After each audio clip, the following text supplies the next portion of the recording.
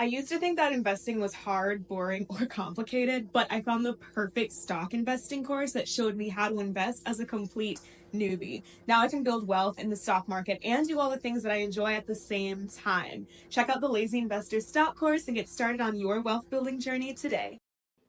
So what's going on, everybody? Glad y'all made it through. David W. Williams, also known as Diamond Dave. Appreciate y'all for coming through. So what we're going to talk about really quickly, we're going to get up on out of here, is a 25% tariffs on February 1st. How can I make money from it? So let me ask y'all a question. Do y'all prefer I start the video off and just get right into the information, or I start the video off and I don't know, just talk about stuff for like 5 or 10 minutes, let everybody come in and then get into the information? Like, what do you prefer? What works better for you? Kind of let me know, trying to optimize how I do my videos in 2025. So kind of let me know what works out for you. So do you prefer to come in as, maybe this is not that type of audience where maybe they just want to listen? So do you prefer to come in and start talking about what we're talking about? Or do you prefer for me to come in and just talk, I don't know, about maybe, somewhat random things for 5 or 10 minutes, let the video start to populate as far as people, and then actually go into the content, right? So that's kind of what I'm trying to figure out, what direction I want to go into, because I'm looking at from my perspective to where if I came in, I would be bored if somebody just was talking about about anything other than what the topic of the video was. But I understand everybody doesn't have my short attention span in this particular area, because I'm the type of person where, like, I watch a lot of videos on 2 and 3 times speed because I feel like they're not getting to the point fast enough, right? So that just may be my thing. So that's what I'm trying to figure out. Really trying to figure out how to optimize videos. Still don't know how those people sit online for 4 hours, but I think it's easier when you don't have to create your own content. So one of the reasons why I started really getting to the point, because I was watching my videos and realizing like I was getting a lot of drop off the first 15 to 20 minutes. So I figured, let me get to it as fast as possible. But I'm seeing that maybe that's not the way to go about it. But I don't know what I do know, because like I said, if you don't have to create your own content, so if you just do like reaction content, it's easy to stay online for 4 hours, because the content that you're reacting to may be 2 hours worth of content. So if I'm reacting to 2 hours worth of content, I just got to do 2 hours, because the other 2 hours is already done for me. Where I'm creating a lot of the content organically, I'm not just reacting to what somebody else has done. So I don't know how I could do this for 4 hours. Like, I just don't know how you do it. It's almost like you're doing a performance. And I'm not sure how anybody could actually perform for 4 hours straight, even if they were like a musician or something. I've always been amazed when you go to see a concert and somebody performs for an hour and a half. That's a lot. That's a lot of energy. So just really experimenting with those things. So 2 people said 5 to 10 minutes first. Okay, I don't know what I would talk about. So, because it's market related. So I know that Deck, which sells Uggs, their earnings really wasn't that great today. And I anticipated it being better than what it was. They've had a really, really good run, but their earnings really was not that great. I know Team had a decent earnings. Apple's services picked up. Their phone sales in China kind of fell off a little bit. I'm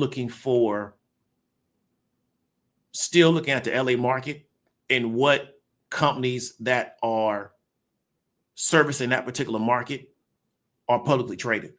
So we know Waste Management is going to be one that's going to be big, but there's some other companies that work in that waste removal space.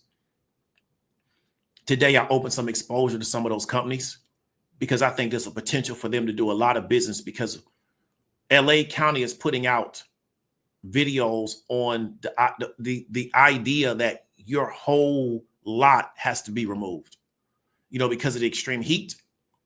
And what it does, which I didn't know, is it damages the concrete. So they're communicating to people now that even the foundation is not safe. So everything has to come up, which means everything has to be removed and everything has to be taken somewhere to be disposed of properly. Well, those are all going to be services that's going to cost a lot of money, right? So the feds are going to have to come in with some type of money. But another thing that's going to do is it's going to essentially make a lot of people no longer be able to live in those areas. because it's not just the cost of the removal, it's the time and everything involved. You got to be living somewhere in the meantime.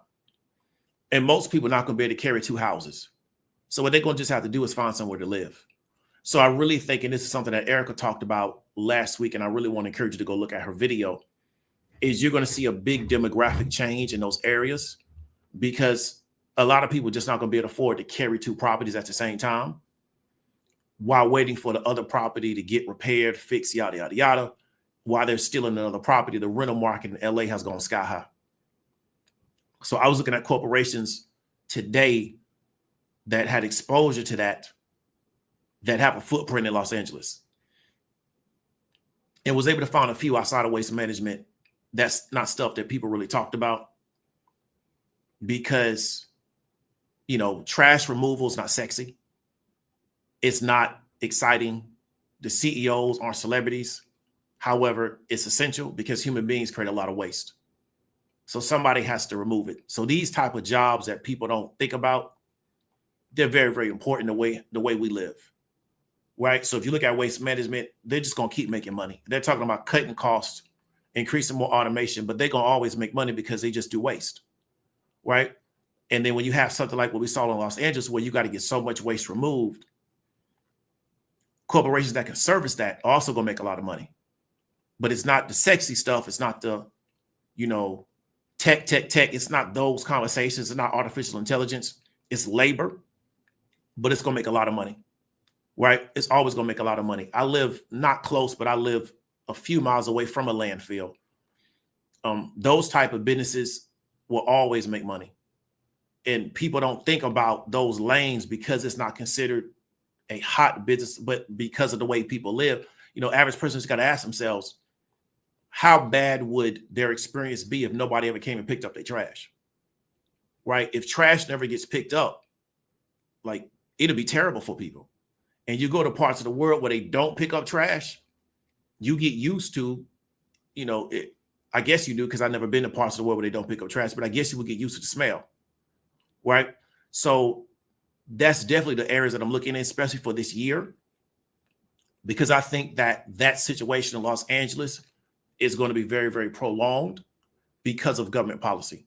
So I think it's going to have a lot of legs, but at the same time, it's going to allow people to make a lot of money off of it because of how long it's going to be. It's not going to be a quick situation. And I think it's going to be very similar to what happened with New Orleans and Katrina, to where we saw a lot of people leave New Orleans because of Katrina, and they just never came back.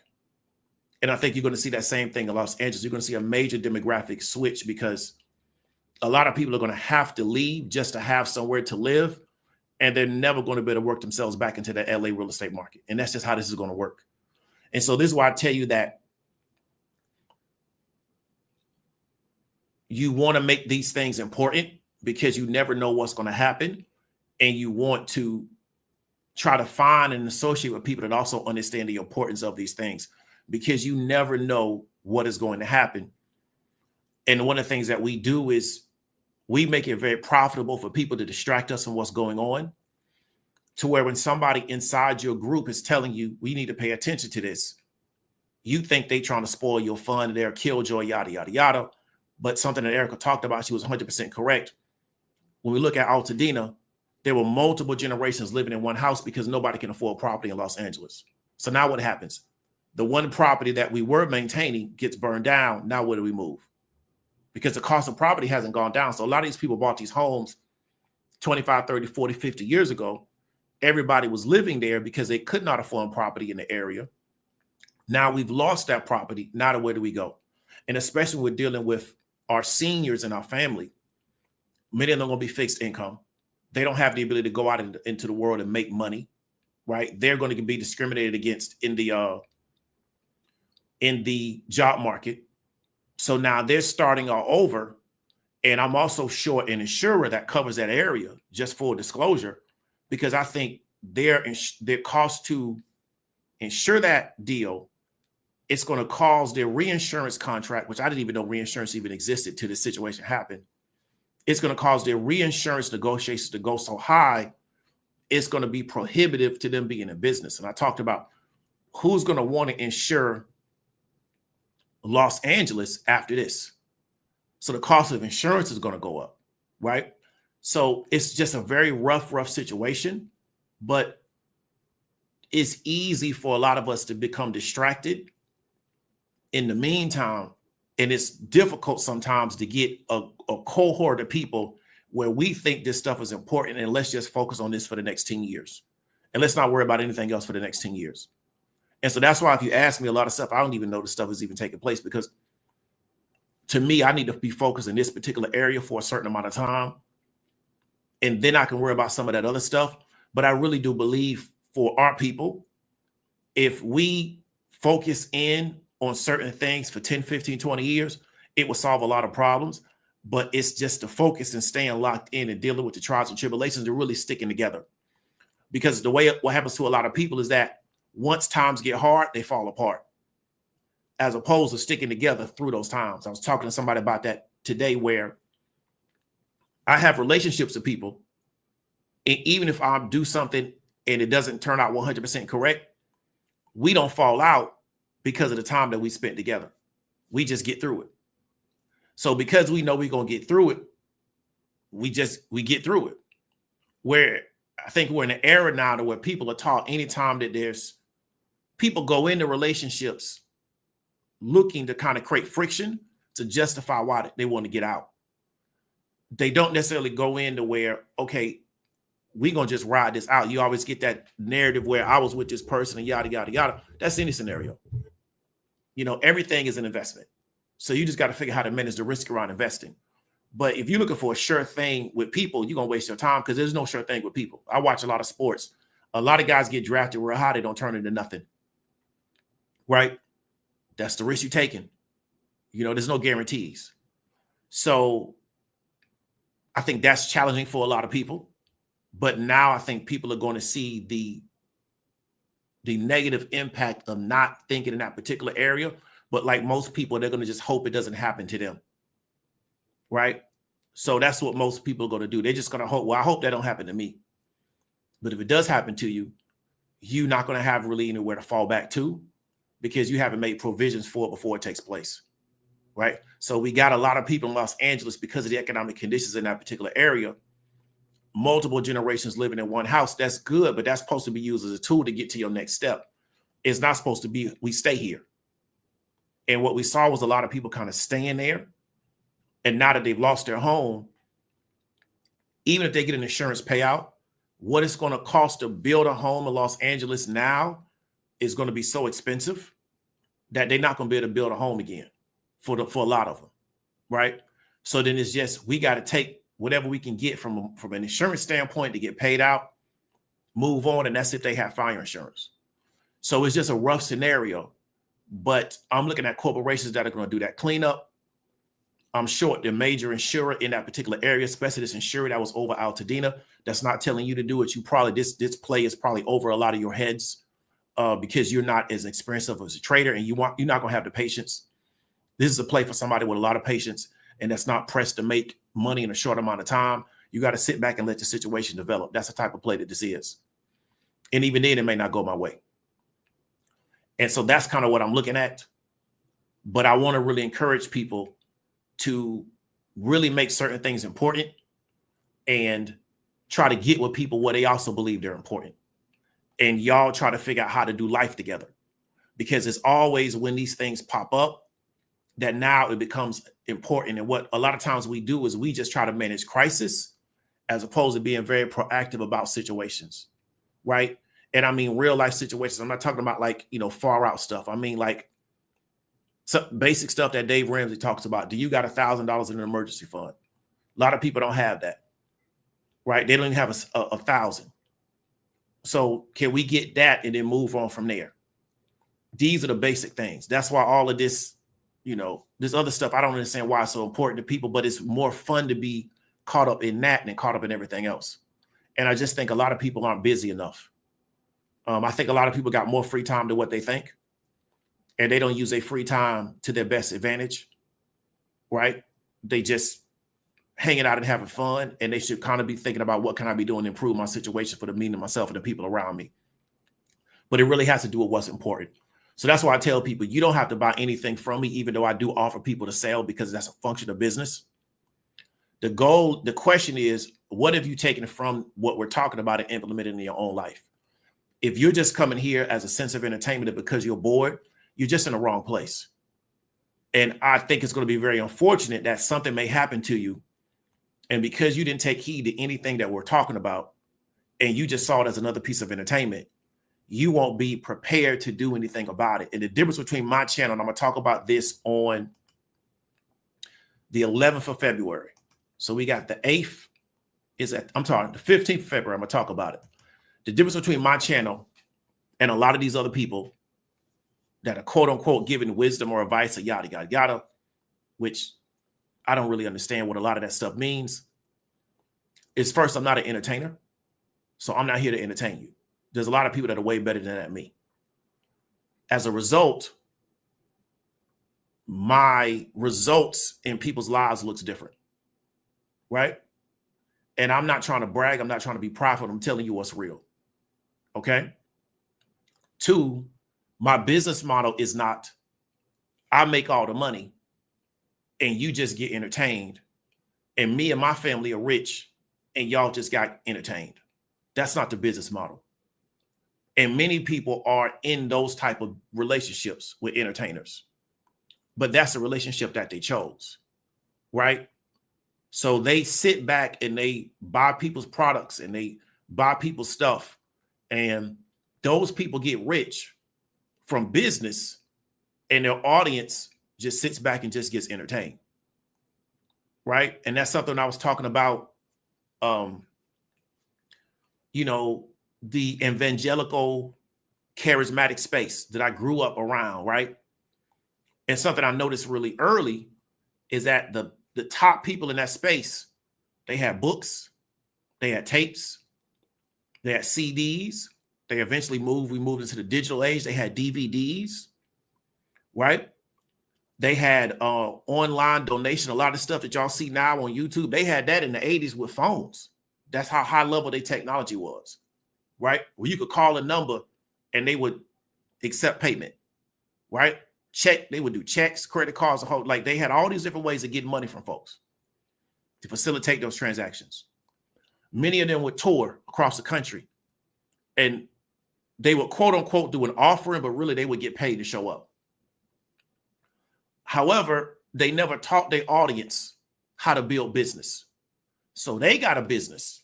Their business is selling products, right? Their business is appearance fees. That's how they make their money. But they never teach that to their audience. So the audience isn't there to learn that. The audience is there to just hear the person talk. And so I've told people from the gate, if you're just here to hear me talk, you're in the wrong place, because I'm not here to just talk to you. If you don't want to do anything about what we're talking about, go watch them people pop the balloon. Like it'll be a better use of your time, because you're not utilizing me to the best of my ability, and you're not going to get any production out of me if that's the only reason you're here for, right? Because the business model is not for me to have all this wisdom and me and my family get rich off of you, but you and your family in the same place, right? That's not, so my business model is not, most Black women make under $50,000 a year. They're going to make me financially successful, and they still going to make under $50,000 a year. That's not how this works. So I have a person that I have a business relationship with that I'm supposed to be linking up with in Atlanta in about 2-3 months. And I was fortunate enough to help this person improve their economic situation, right? Those is real results. So my results, and I'm not saying this to brag, I'm just saying this because this is how we built it out and this is how we planned it. And this is what we were inspired to do. They can show up on a balance sheet. They can show up on taxes, right? There's something actually tangible. And one of the reasons why I'm really inspired to do that is because my God works in tangible things.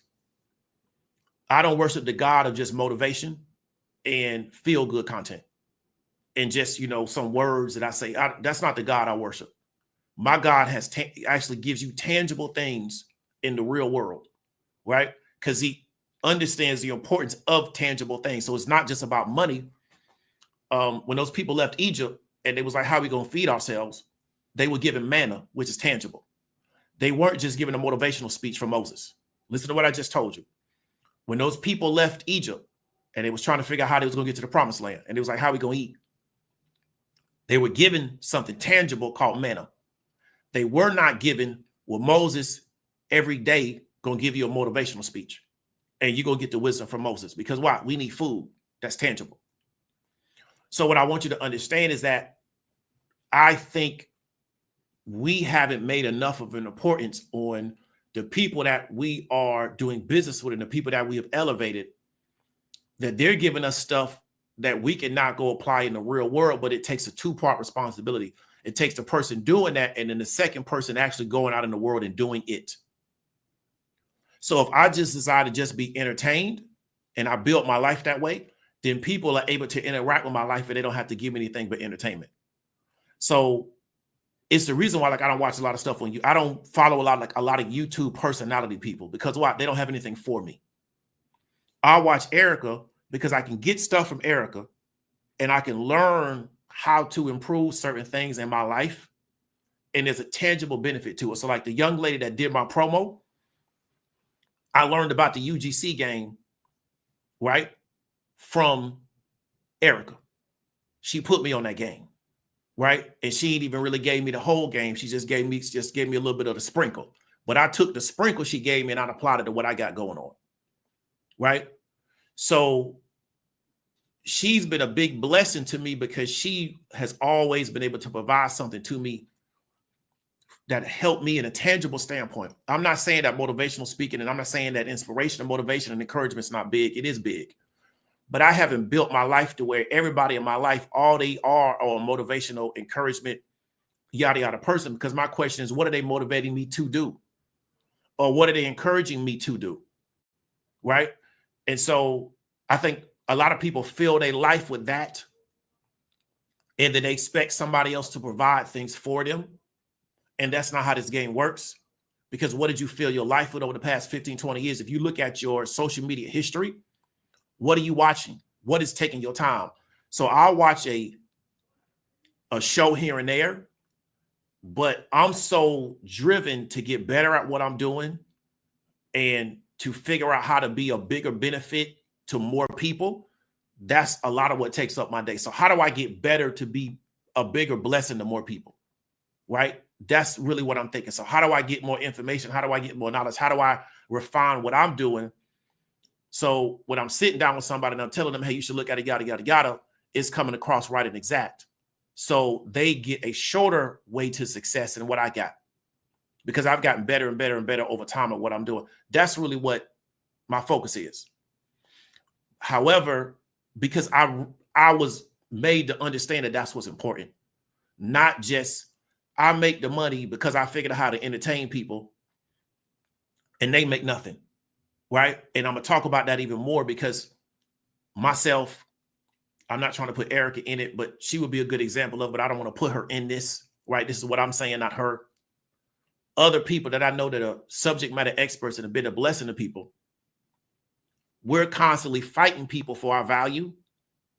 And we're giving you something that's tangible that you can actually show on a balance sheet, that you can show on a tax return. That can actually manifest. I wouldn't say the word manifest, but can show up in the real world. And I've seen people come into this city, Drake, Beyonce, all of them pull millions out of this city, right?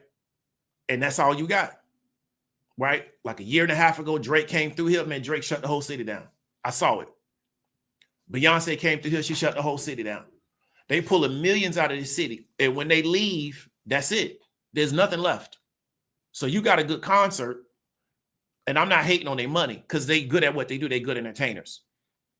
But we got to really start asking ourselves, how come those people are able to pull that kind of bread out of our communities and we're not getting anything tangible, right? And the people that are giving us something tangible got to fight us for money. And it ain't about paying me, pay them, right? Pay those women first, because I've seen women on YouTube make people millionaires on YouTube, and the people that making millionaires on YouTube are failures in life. right? Some of my failures in life, YouTube was the first thing that ever worked for them, right? You paying a dude that's going to turn around and give his money to a whore, so you pay the trick. Some of these women on YouTube have made tricks millionaires. That's a fact, right? And got nothing tangible except feel good. You the best thing since sliced bread. It's everybody's fault except you. And so because that market is so lucrative, more and more people show up to serve that market because it's such a lucrative market, right? And so you really got to start asking yourself, like, what is my responsibility in these relationships? Is everybody responsible for my success, or what responsibility do I have? And what am I operating going to do? I just believe that everything's going to go my way because I'm thinking positive, yada, yada, yada. Because then when something happens, have I built the skill sets? Have I built the tools? Do I have the networks to handle these things? Right? Or now is it somebody else's job to do for me? Because it wasn't until I got on this internet that I ran into people thought it was somebody else's job to take care of them. That was weird to me. I never knew that even existed. Right? I didn't know that people that actually thought it's somebody else's job to take care of them. I was like, for real? Because everybody I've ever known in my family have been productive people. I don't have nobody in my family. They sit back and wait for somebody else to take care of them. I didn't even know that existed. Right? So it blew my mind that we have so many people that they think somebody else is supposed to get them their success, and they just supposed to sit back and receive it and not go get it. But it is what it is. So that's something I want to really get people to understand. We're going to talk about that more on the 15th, to where we've built this out to where those are the results. The results are not you just like the information. That's not the result, because I have people come to me and say, hey, this is what you did in my life, and there's a dollar amount attached to it. And we're not trying to make everything about money. But the goal was to improve people's situation economically. And everybody I know, myself, I'm going to put Chastity in it because she's talked about it. Other people, they lose money introducing their community to certain stuff if they actually know how to do it. But the goal is, I don't want to be the only person that know how to do it. Right? So I think a lot of people don't really get that because, like I said, they're here for the entertainment. And again, I want to really ask them, if in my specific situation, if you're just here for the entertainment, I'm not that entertaining. I'm really not. Until you really, really get to know me, like for real, you learn my sense of humor, you're not going to really think that I'm that entertaining. Because I was on a live stream with somebody earlier today and I told them a joke. They didn't get it. It went right over their head. They didn't even realize I was joking with them, because most people don't understand different types of comedy. So they don't understand the joke. Like the brother I put on my YouTube yesterday, those are practical jokes. Most people don't get practical jokes. To me, that stuff is hilarious. But most people don't get practical jokes. So because most people don't get practical jokes, they just get mad at him. That's just a practical joke. But that style of comedy is rare now. Everybody's just doing stand-up and just saying jokes with a microphone in their face. But I love practical jokes, right? So I'm not really entertaining because you really don't know me like that. You just know me through YouTube. And until you really, really get to know me, when you kind of learn my sense of humor. So a lot of times I say something to you and I'll be like joking with you. You won't even get it. It'll just, a lot of people get offended, but I'm just joking. Right? But you don't really know me like that. So what I really would encourage you to do is really make good use of your time and to lean into whatever you know you really want to do. So if you know you just really want to be entertained, then go do that. But I wouldn't tell you to waste your time, because life is very short on this channel. If you are like, well, the information is good, but I haven't applied the information. Well, why not? Right? Is there something missing in where you haven't taken the application? I don't say you need to buy anything from me, but there's stuff here to where if you don't buy anything, it can be beneficial to you. So why are you showing up? What is missing to where you haven't taken action with what we're talking about? Right? And is what you're missing in the scope of what we're doing. Right? And so that's the thing. But if it's just where I go over here and I get this form of entertainment, I'm going to tell you again, I'm not that entertaining where you should ever waste your time with me over another entertainer. because these people are way better entertainers than me. I've never will be as good as an entertainer, as a clown, as a performer, as a lot of these folks. I just don't have it in me to do it, right? A lot of y'all will probably think I'm boring because half the time, man, I just be chilling. That's just my personality. But that's me. Everybody different. So just wanted to go ahead and say that, get that on out of here. It went way longer than 10, 15 minutes, but I just wanted to try something different because, like I say, normally I just go straight in. But ask yourself in your relationships, why have you made so many people financially successful? Why have you put their family in a different position in this world? And what you got to show for it at the end of the day. And then if you're fine with that, then cool. That's just, you cool with that, you fine with that, let's keep it pushing. But understand that you was fine with that. So later on down the road, it's not anybody's job or responsibility to make you whole in certain scenarios. Because we're going into a particular world where there's going to be less social support for people. And so I think a lot of people want to kind of understand and try to figure out how they can adjust to that, because that's the world they're trying to build out, to where when things happen, the government does not come in and provide any support to you. It just happened. And if you and your people can't figure out how to solve that problem on yourself, well, then you know it's just something y'all going to have to deal with. So that's all we're going to get into. I didn't mean to be long-winded, but I wanted to go, once I started talking, I just kind of got into a flow.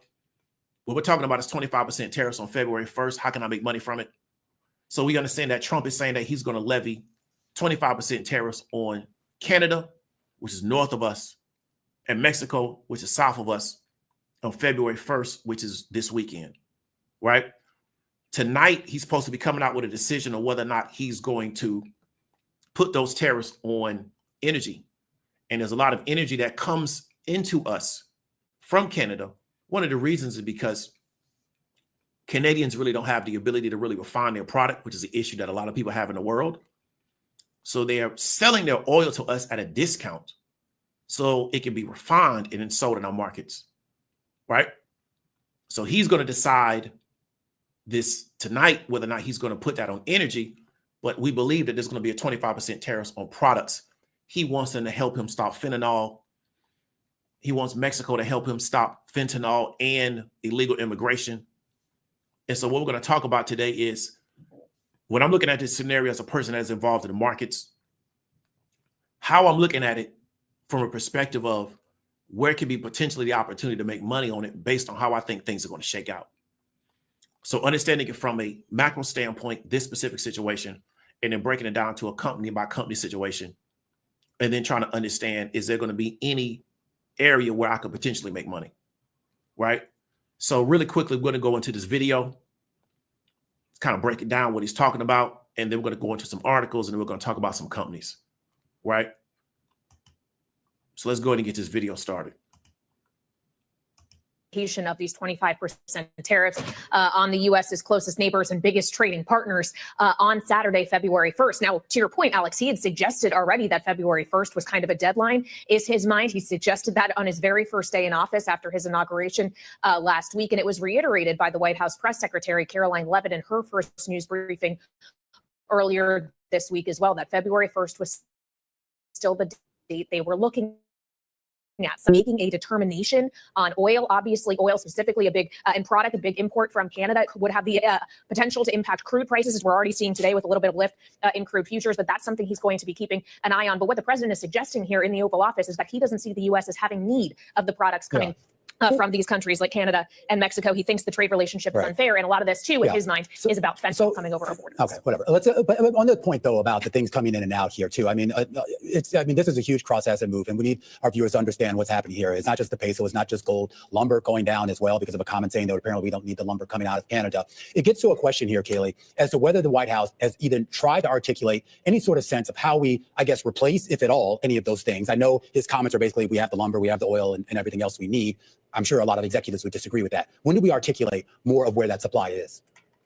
Well, it's an excellent question, Romaine. The president's intention, he says, by tariffs is to protect American industry, that he wants more of this coming from the U.S., inclusive, of course, of energy production. And that pertains to oil, as we were just discussing. But yes, you're exactly right. There's not a clear one-for-one replacement in a lot of these goods we are importing from both Canada and from Mexico, which is why many have pointed to the potential inflationary impacts of this shortages that could be created. But those in the Trump administration or those about to join it, including Howard Lutnick, who has been tapped to be the Secretary of Commerce, was testifying in his confirmation hearing yesterday, putting down as nonsense the notion that tariffs were going to cause inflation. Lutnick is supposed to have a big role in shaping the trade policy of this administration, though he is not confirmed yet. Scott Bessent, the Treasury Secretary, is. It's unclear what Bessent's view on this particular move might be, or whether or not he's going to be supporting the president on this one. But this does throw a little bit of cold water on this notion that the threat of tariffs was simply for a negotiation, that it was a tactic for Donald Trump to extract concessions he wanted from these governments. It doesn't seem, at least at this time, that that's necessarily the case. It does look like he is intent on imposing these on Saturday, though I'm sure we're going to be getting responses from Ottawa and Mexico City in pretty short order, as Canada, for example, has threatened retaliatory tariffs on the U.S., suggestions even that it could be dollar for dollar. Okay, sorry about that. So that's pretty much the deal with the tariffs. We know that February 1st was the date. That's Saturday. So it's right around the corner. So we got Friday tomorrow, then we got February 1st, and then we're going to run right into these tariffs, right? So that's what we're looking at, right? So we know that tonight we're supposed to get some feedback on how they're going to deal with this energy deal. We know that the Mexican peso fell against the dollar. For all my Forex people, they can go ahead and jump on that. We're going to look how the Canadian dollar stands up against the dollar. So there's multiple ways to look at that. They talked about a particular index falling. I was looking up early this morning. Was that there an overall Canadian index to maybe potentially play? We know this week Canada dropped their interest rate to try to I would say buffer their citizens from some of these tariffs. I think their energy producing regions, if they do go through with this particular energy tariff, are going to get hurt somewhat. But let's talk about maybe some of the potential opportunity in this particular space. So here's from The Economist, right? So something I really encourage everybody to read is The Economist. Really, really good writing. And it showed you the particular narrative from an economic standpoint. And we're not playing like political football. If you really want, let me explain something to you. I'm going to say this and we're going to get up on out here. We're going to keep on the track. You can have your morals, values, and principles. Those are cool. I'm not trying to separate you from those, right? That's not the goal of what we're doing. The goal is not to make you see things the way I see it. It is not to separate you from your morals, values, and principles, right? It's also not to make you into a sociopath, okay? Because we got enough of those already. However, if you're caught in this political party good, this political party bad, it's going to stop you from making money because you're going to see everything through that prism. And you're not going to really understand that it's not about those political parties as much as it's about political initiatives. And I think there's a level past that a lot of people can't get to because they're kind of stuck at this level where everything that happens, they have to put it through this particular political good or bad view. And it's not necessarily that's how it's going out. So what I like about The Economist is that they don't really care about the politician. They care about how these particular actions are going to impact economic markets because their ideal reader is an investor. They're not a political cheerleader. So we got publications like that. You know, we got online publications that appeal to the political cheerleader crowd. They don't even know that The Economist even exists. And so that's why I want to always encourage people to, you can not like a politician for whatever reason. However, when it comes to certain initiatives or certain policies that they're taking, I'm not going to like it just because I do like the politician, and I'm not going to not like it just because I don't like the politician. Okay, so that's just what I want to say about that. Going to do tariffs, 25% levy on goods from 2 countries, unless they do more to stop the flow of people and illegal drugs, was pushed back to February 1st. So last year, 3.6 million cars, about half of America's car imports by value, arrived from Canada and Mexico, and about 2.5 million of the 3.6 million came from Mexico. Those cars accounted for 22% of sales by volume in America. In 2024, exports from Canada and Mexico were worth about $200 billion. half of that is going to be in components. So S&P Global Mobility, their data provider, says that those tariffs will have a massive impact on the car industry. A Bernstein broker says that the impact or the effect of the tariffs will be a disaster. That's in quotes. So we're talking about some of the companies that are going to be impacted. About 2/5 of the cars sold by Stellantis come from Canada and Mexico. For General Motors, that's going to be about 1/3. And then Ford is supposed to be more insulated with only 1/4 of its sales across borders, right? So Barclays states that a 25% tariff would wipe out Detroit's profits if those particular suppliers or manufacturers took no action to raise prices to offset the tariffs, or they altered their production. They believe that Tesla would be negatively impacted because it brings in 1/4 of its components from Mexico. We know that European and Asian car makers also rely on Mexico, with Volkswagen be the most exposed. Mexican production makes up over 2/5 of American sales. So the economic outcome to consumers would be average car price in America would rise by $3,000 by a particular company called Wolf Research. They're a consultancy. So that's going to be it. You want to look up S&P Global Data. They're a data provider. Here's their website. We know they're expensive because they don't tell you the price. You got to reach out to one of their salespeople and they'll tell you the price over the phone, but there is no price being listed on the website. So that's how you know you're dealing with expensive data providers, because they don't tell you the price on the website. You got to call and they'll tell you the price one-on-one. But you can go look up S&P Global Mobility. So we wanted to kind of understand, what do we believe some of the impacts going to be of tariffs? We know that tariffs normally are going to be negative to the consumer because they have to pay the cost of them. But we want to kind of put some dollars amount to them. So they've already worked up those numbers. That's kind of based on their research. And then start looking at, well, how can we get exposure right to that, right? So what we're looking at is Stellantis, Tesla, and I'm looking at Carvana, right? So I know about Stellantis, even though I've never traded them. Definitely know about Tesla, because we know they bring a lot of components in from Mexico to put in their cars. They were going to build in Monterrey, but I think this issue with Trump and them believing that Trump was going to get into office, they stopped production, because they probably would have just finished construction of the factory probably around now, and then they probably wouldn't be able to use it anyway. Also look at Carvana, right? The question we want to ask is that, how long does it last? So let's say they roll it out on the 1st, right? How long does it last? You understand what I'm trying to tell you? Because the longer it lasts, the worse it's going to get for everybody. So right now it's fear factor, because until now, he's kind of just threatened the tariffs. We're going to do the tariffs. We're going to do the tariffs, yada, yada, yada. Okay, cool. If he actually implements them on Saturday, so we should get a determination tomorrow on whether or not they're going to do it from an energy standpoint. And then if they go through with everything, we should know on Monday that it's actually a live issue. So maybe he's going to do it on Saturday to give them the weekend and maybe try to adjust or come to some type of consensus to where we can pull them back. Let's see how that plays out. So definitely want to see how the market opens up on Monday, but we will know, because I believe Forex could be traded over the weekend, how that's going to impact the Forex markets over the weekend, which is the currency markets. Okay. Next thing we're going to look at is, how does the consumer respond? Do they pay the difference on cars? So this was something that we saw during the pandemic, where people paid the difference. I wouldn't know, but they did. Right? I kept my car, gonna keep my car. Right? My car is over 20 years old, gonna keep it. What I like getting rid of a car that's paid for? That don't make no sense, because I ain't trying to impress y'all. Right? That's the last thing I'm trying to do. So you know what the word, I'm gonna get rid of a car that's paid for. Right? But people paid for cars in the pandemic. They took on financing. Worst time in the world to be to buy a car unless you had to.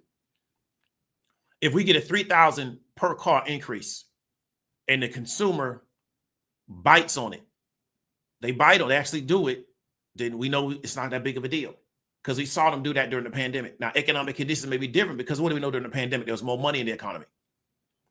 So if Trump, and what he says, that the consumer is bad off as he says, well, they won't want to pay the extra $3,000 per car. Because I was telling somebody earlier today, not only will the new car market go up, the used car market is going to go sky high. That car market is going to go to the moon, or the used car market. So, you know, we saw that during the pandemic. People was paying $20,000 and $30,000 for cars that's probably worth like $10,000 if they was lucky. So we want to literally observe the consumer.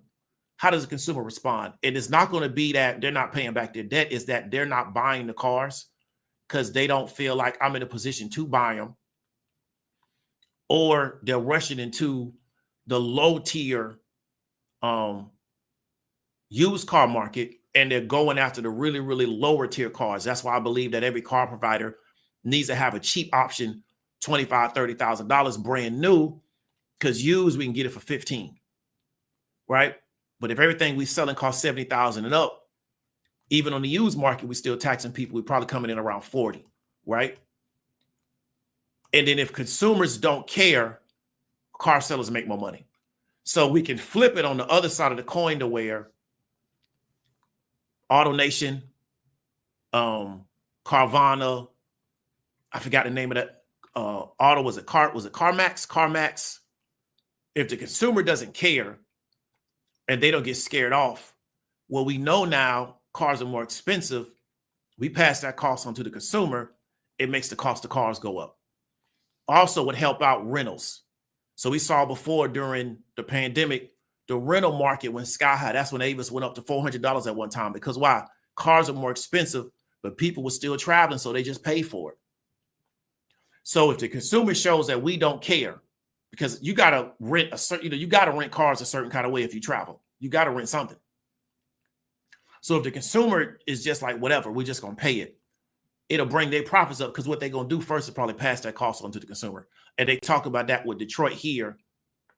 And let me show you what I mean, where they said that if the impact will be so severe that a 25% tariff will wipe out Detroit's profits if 3 car firms took no action to raise prices, which means pass that cost on to the consumer, or alter production, which means make less cars or make more cars to kind of put so many cars on the market it could bring prices down. But then they have a surplus of cars that they can't sell. So those are the things that I'm looking at.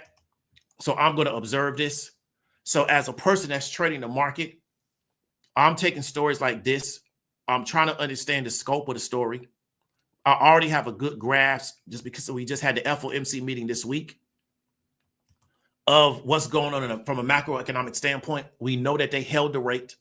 So rates are going to stay fixed, I think, about 4.5 to 4.5%. Right? So we know it's going to be greater than that when you go take out a car loan based on your credit condition. The labor market is relatively strong, even though Jerome Powell said that there's not a lot of people looking to hire. So if we have a turn down, or people start losing their jobs, it could be detrimental, because for some reason, there's not a lot of people looking to hire, where at one time there was a lot of people looking to hire, but they couldn't find enough people to fill the jobs. That's kind of flipped now. So we know that the American consumer is not in a bad spot right now. So now that we know the macroeconomic situation, then I look at, here's a particular policy, here's the initiative. How is it going to impact these particular sectors? How is it going to impact these industries?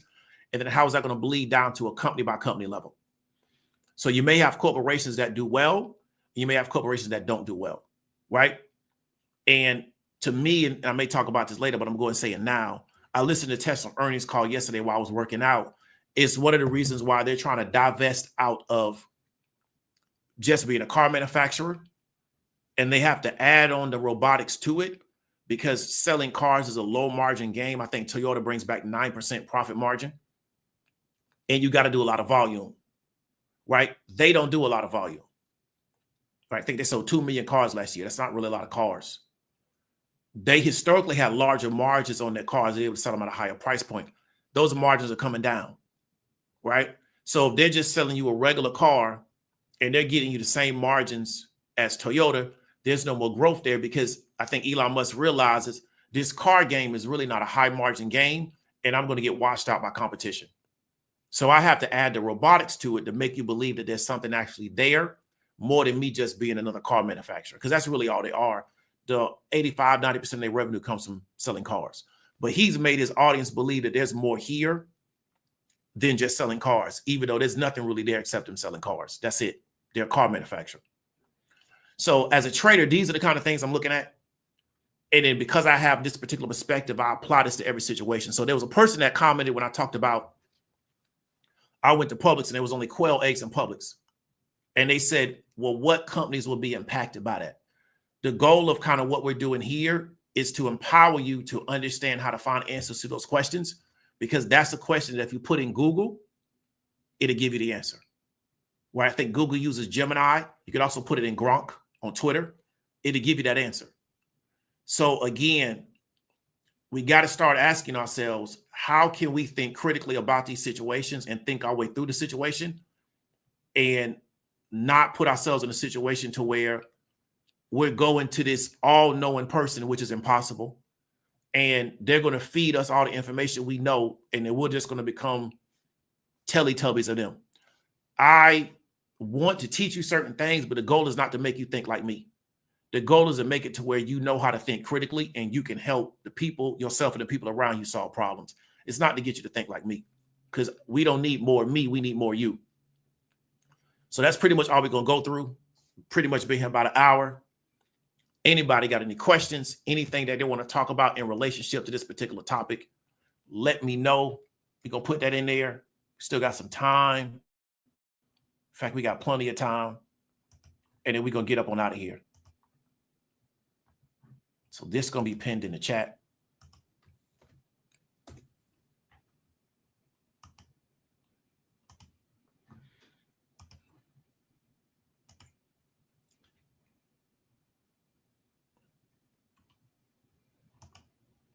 That's that.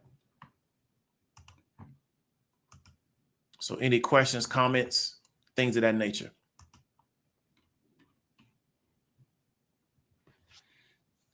So big up to Ray Gunn, man. Appreciate the $2 super chat.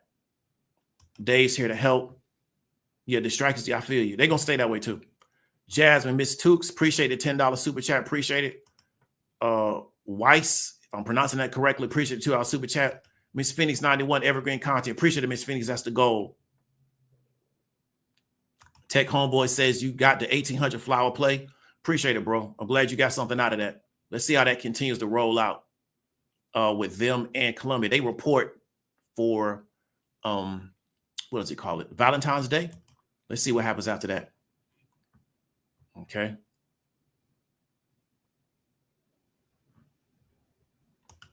So Candy Skin.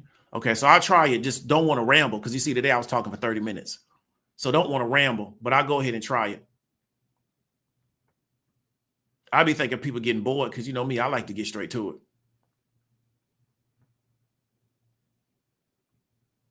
Kendrick Taylor says, looking at county bids in Lakeland, Polk County for lot cleanup, some money's there. Definitely. I feel you. There's always money in cleanup. Waste removal, disposal, always money in that, because people produce so much waste and nobody wants to do it because it's not sexy. So the money's going to always be there. Always be there. So Robert Reed, man, we're going to come up with a console offer on the Teachable platform, right? That's what we're going to do this year. Trying to do it this quarter, but don't know if I'm going to have the time. But I'm going to try to work my way through it. But we will get there. Definitely will have it done. We'll make a goal to have it done by the end of the summer. So we're going to pull the consults out of the one-on-ones. And I don't mean the people that already bought it. I mean for the new students. We're going to eventually pull that out of there and then make the consult its own individual offer. Because I think we're past the stage in what we're doing to where we have to keep offering that to try to drive sales, right? So we're going to pull that out. So I'll get with you on that. So I don't have any other one-on-one specifically, but you email me through YouTube. And if it's something that makes sense for both of us, we can definitely chop it up, right? But I don't want to get outside of my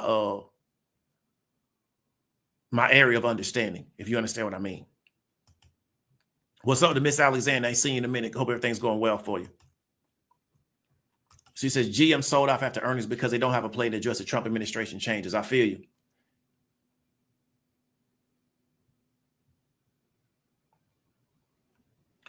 You know, technically, I'm really not serious. I really joke all the time. Like all the time. It's just most people don't get my sense of humor. A lot of stuff I put on my community wall, I'll be joking. People don't get it. Like, just people have different sense of humor. I'm joking like a lot. Right? It's just people I think they just don't get my sense of humor. It's not like I'm somebody special, just they don't get it. Because I put a lot of stuff in my community wall that's actually a joke. And I sit back and watch how many people get offended. And I'm just joking. Like, it's really not even serious to me. So I'm serious about certain things. But over the course of the day, I'm really joking a lot. But I learned a long time ago that everybody got a different sense of humor. Because I don't think Kevin Hart's funny at all. And that guy's a millionaire of comedy. So everybody just got different senses of humor. To me, Kevin Hart, there's nothing funny about him, like at all. He's a millionaire off comedy. So everybody got different senses of humor. So I just recognized that a long time ago. I like Mel Brooks. And most people don't know who Mel Brooks is, and they wouldn't watch it if they did. To me, that's funny. So everybody like different stuff. You know, but yeah, I'm serious about certain stuff.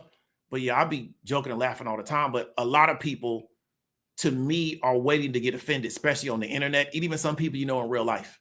Or you funny till they get mad at you and then you're not funny no more. So, you know, I ain't really got time for all that.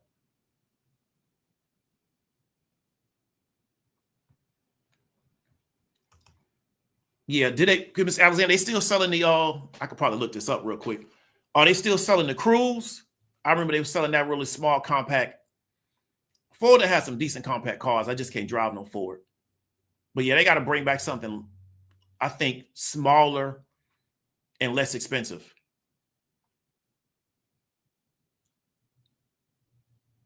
Miss Frida James, I appreciate it. Appreciate it.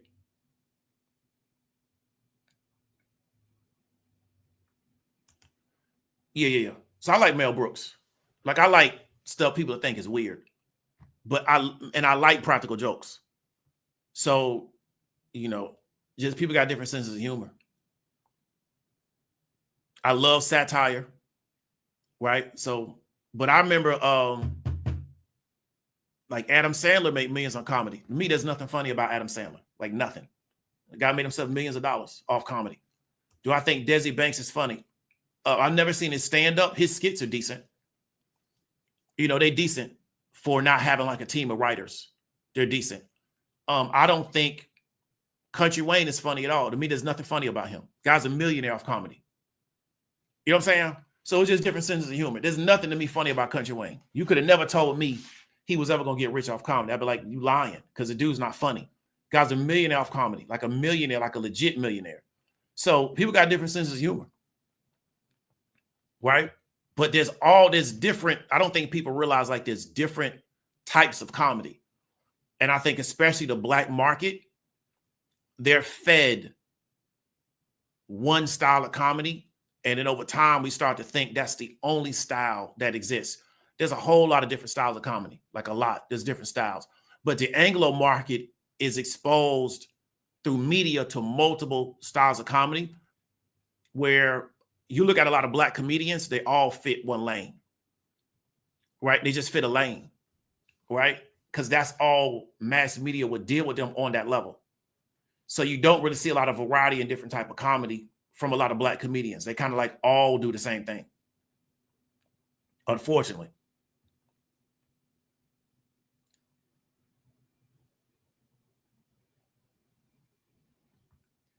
Yeah, Alexander, let's see how the market opens on Monday. So let's see if he goes through it, because, you know, Trump do a lot of pump faking. Let's see if he goes through it and then see how they kind of react to it, because, you know, we got to get PCE tomorrow, right? So we had a big rebound from the DeepSeek information. The FOMC kind of was as expected. They couldn't get Jerome Powell to say nothing negative about Trump, so they couldn't take on that. But what we did see that we're not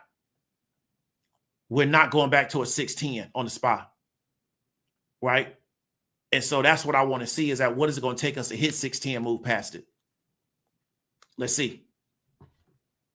You know what I'm saying? But that 600 level is a really strong support level on the spot. Like, it's really strong.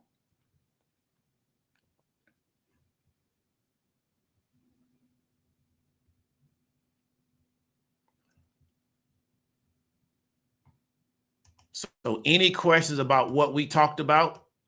We got 127 on the chat. Y'all please hit me with the like, or like I say, any questions about what we talked about, because that was a topic of the broadcast.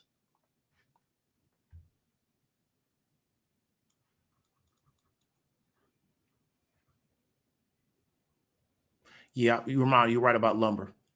I forgot about that. They talked about that on the Bloomberg. Yeah, a lot of lumber coming from Canada.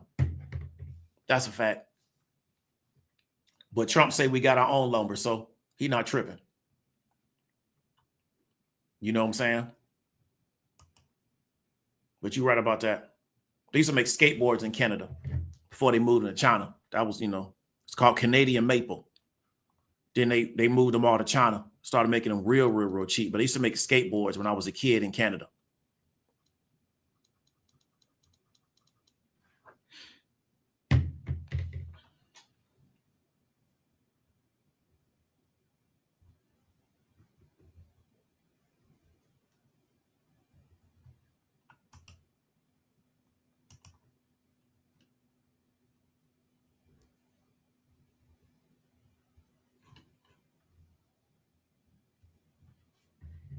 Okay, well, looks like that's it.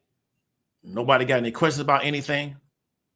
So we're going to get up on out of here. Y'all stay safe. Make sure you manage your risk. Talk to you later.